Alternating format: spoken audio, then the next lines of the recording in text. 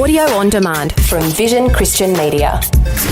Foundations. Egypt was the powerhouse of the world. Yeah. And over a course of, I don't know how long the plagues lasted for, days, weeks, months. Within a very short space of time, this powerful nation is brought to its knees. Yeah. Foundations. Understanding the Jewish foundations of our Christian faith.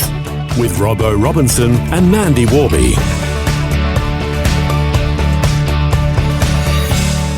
In our last program, we learned some history about the church's attitude toward the Jewish people and how deliberate efforts have been made to ensure Easter never coincided with the Jewish Passover. On today's program, we're going to learn about the events that Passover is actually a commemoration of. Yeah, I think for many Christians, especially Christians in Australia, we really don't have any understanding or comprehension of some of the church's really appalling attitude and treatment or thought toward the Jewish people. And it's a shock to us in many respects, as well as the fact that we really are unaware of a lot of people who said they were Christians and how their treatment of the Jewish people during Second World War. Because here in Australia, we're so far removed from it. It's not till you get to Europe or you travel through Germany and you realise just how terrible it was. So it's a bit of a shock. But we're talking about the 7 mandatory feasts of the Lord, the first one being Passover. And I do just want to read quickly from Leviticus 23, verses 4 to 5. It talks about these appointed feasts of the Lord. It says, "These are the appointed times of the Lord, holy convocation, which you shall proclaim at the times appointed them. In the first month, on the 14th day of the month, at twilight, is the Lord's Passover." So God instituted this and he made this mandatory one. Now, the account of the Hebrews' enslavement in Egypt, many will know this, so we're going to run through this story to give us a bit of an understanding of why Passover was instituted at all. Okay, God raised up a man by the name of Moses to lead his people out of Egypt, he was to go and confront Pharaoh, commanding him in the Lord's name to release the Hebrews. And if you wanted to read the entire story, it's the first 15 chapters of the book of Exodus. It's a pretty exciting read, actually. Yeah. It'd be worthwhile even reading that over this few days as we celebrate Easter and Passover all happening at the moment. It would be a really good idea to do that, actually. So if you start right at the beginning, the book of beginnings, which is Genesis, that is the start of all things of the creation and the human creation. It is the beginning and the establishment of God establishing his people, the Jewish people. They start out as a family. They end up in Egypt because of a famine that's ravaging throughout the Middle East. And they're there in a place of protection in the land of Goshen in Egypt. But over time, their numbers swell. They become a very great and numerous people. And then after hundreds of years, probably more than 400, because they were slaves for 400, but who knows how many years they were living there before they were put into slavery. But their numbers grew. Pharaoh thought that they were so numerous, they're going to overthrow us, so let's enslave them. But even that wasn't enough. He couldn't stop their numbers from growing. So first of all, he wanted to slow down the birth rate. And so he demanded that the Hebrew midwives drown all the baby boys that were born to the Hebrews and drown them in the Nile River. They refused to do that, didn't lessen the danger for all the baby boys. And when Moses was born, he was hidden away. And ultimately, if you go and read the book, you discover he was actually found by Pharaoh's daughter, took him into the palace, and he was raised in a life of privilege. And he really thought that he would be able to assist and help look after his people, that he was in this position of authority and power and influence, and that he could help his Jewish brethren who were enslaved and suffering. And he thought they'd love him for it. And in a bid to defend a Jewish man who was being treated appallingly by an Egyptian man, Moses comes to his defense, kills the Egyptian, buries him in the sand, and then lo and behold, he discovers that he actually was seen. People know about it, and he's suddenly frightened for his life. So he skedaddles through the wilderness in the desert and ends up in the land of Midian, where he meets the woman he's going to marry, Zipporah. And he just settles down to a life looking after, sheep and goats in the middle of the desert. His father-in-law Jethro, who's the high priest of Midian, and he's just contented.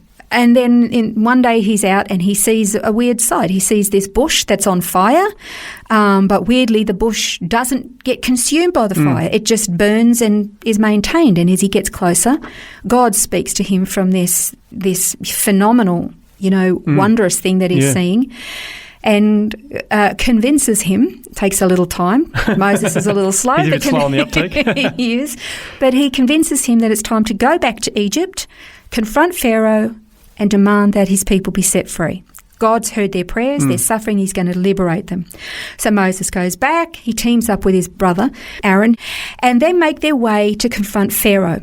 And the extraordinary thing about all that we read in the Exodus account is that every time, the first 3 times actually, Moses says, you need to let my people go. He performs then a sign or a wonder that God has already instructed him, along with his Aaron, his brother, and performs these wonders. The magicians of Egypt can sort of replicate them, not quite to the standard that God does, but they can replicate them a little bit. And Pharaoh just goes, nah, on your bike, take off, not interested, forget it. But that actually makes the burden of the Jewish people even worse. Yeah.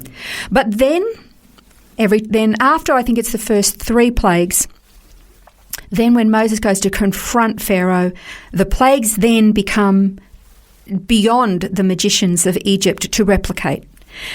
And everything in the lives of the Egyptians is then damaged, from their physical bodies, where they suffer, from plagues of flies and or gnats or whatever, frogs that just come up and invade their homes, and it affects their sleep. There is, hail, massive hail that comes out and with fire, destroying crops and property and animals.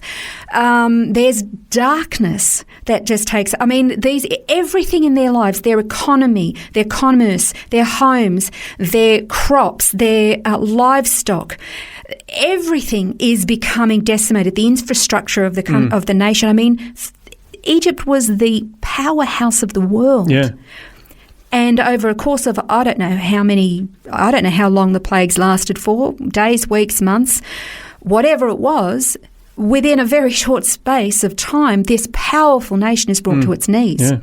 Interestingly, of course, the people of Israel were protected from all these plagues at the same time. So their area where they lived were not getting the hail or the darkness or whatever. Precisely. But then you come to the last one. You come to the last plague, which is the death of the firstborn. And God warned Pharaoh. He said, this is what you've done to my son Jacob, talking about Israel. Now I'm taking yours. And what happened is God told his people, there's an angel of death coming. So protect yourself. You need to take a firstborn male lamb. It's got to be without spot and blemish and no bones broken or anything like that. Its blood must be shed. Its blood must be put on the doorpost and lintel of the home. You are to dress as though you're in a hurry. You are to be standing while you eat it. You are to roast it. You are to eat and consume all of it. And if you can't, you burn it so that nothing is left. And you are then to be ready because your liberation is coming. And when the angel of death comes and sees the blood on the doorposts and lintels, then the angel of death will pass over and you will be protected. And of course they do this. And then the next morning there is extreme grieving throughout the land of Egypt, from the lowest peasant to every animal, firstborn of any animal, right up to Pharaoh's household and Pharaoh himself, the firstborn, all died throughout the land. But the Hebrews were protected. Now, by this stage, the Egyptians have had enough. We don't want you here. Your God is more powerful than ours. You want gold? Here, have some gold. You need silver? It's all yours. You need clothing, material? It's all yours. Just leave. And of course, then, they are followed for a little bit when Pharaoh again breaks his word, chases after them, and then he loses his entire army and drowns in the sea. And so this is the story of Passover. This was the very first one.